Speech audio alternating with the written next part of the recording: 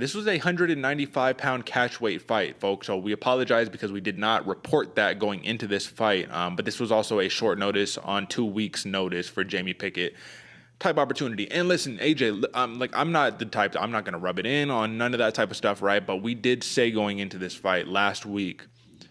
Listen, he fought Kevin Holland. We saw what he was able to do against him. Yes, it ended in a no contest. This Jamie Pickett, this is not the same caliber of fighter.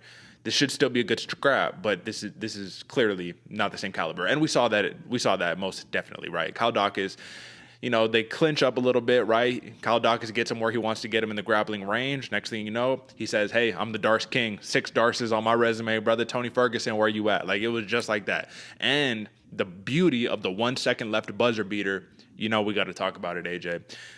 It was impressive that Jamie Pickett was able to hold out as long as he was able to, but I know the feeling of tapping with literally 2 seconds left. And I'll tell you, most people that you talk to would rather have been choked to sleep on live TV than to have tapped with 1 second left.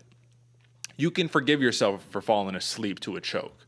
It's hard to forgive yourself for tapping with 1 second left. Let's dive into the mind of a Jamie Pickett. Let's dive into the psychology of a Jamie Pickett or of a fighter who undergoes that type of circumstance.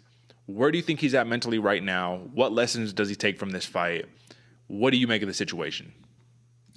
Man, I honestly don't think he's going to take a backward step from this, man. I think this is a growing part for him.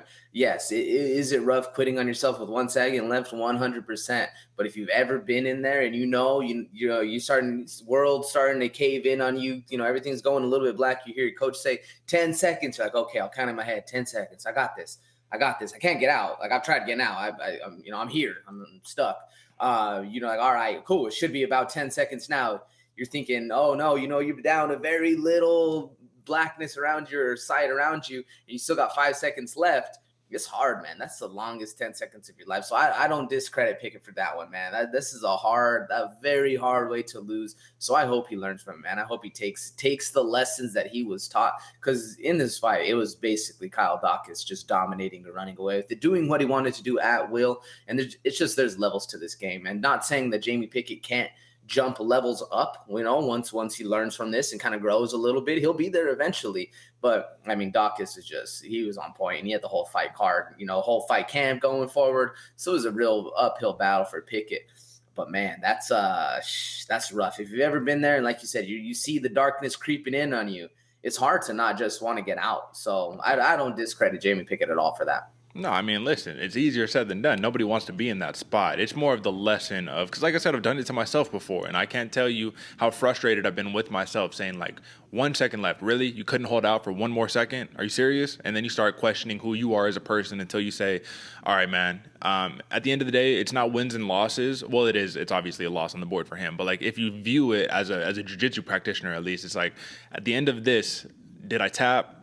Yes, I did, but that just means it's the end of that round. That was that learning lesson. Let's move on to the next one. And I think Jamie Pickett will take it in stride, honestly. It hasn't been the best start to his UFC tenure thus far, and he took a risk, and it didn't pay out for him this time, but the company is going to be happy with him. He's now 2-3 in the UFC, so it's not like he's really drowning by any stretch of the imagination, but this was just a tough matchup. That's really as simple as that, man. For Kyle Daukaus, on the other hand, because he is the victor in this pursuit, this was as impressive as you can get, man. I just don't know what Kyle Daukaus can learn from this, because I believe he's a newly minted black belt, right? So he just gets his black belt. He wins the fight via submission in the first round. He does learn, hey, if I hold on to that choke, never say never, maybe I can get him to quit. That's what he got the job done.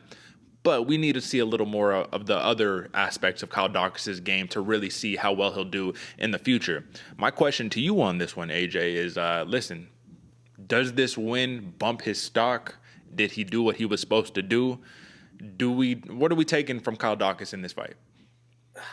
Does it bump his stock? Like, unfortunately, not that much. Yeah. Yes, did he look good in a versus an opponent who wasn't necessarily as ready or as prepared for the fight? Yeah, he did. He looked really good. The hands look crisp.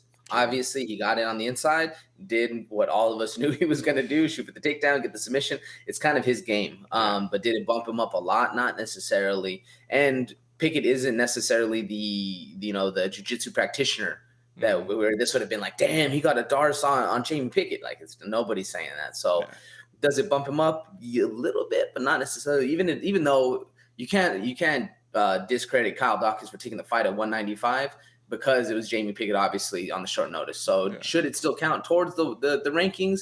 Yeah, a little bit, but not even then. Jamie Pickett's so far down, it doesn't really bump you up that much. So I think biggest thing for Kyle Daukaus was just a payday. Yeah. I mean, listen, and we'll take it, right? It's gonna take that 5 to 7 days out of the week. I'll say that, man.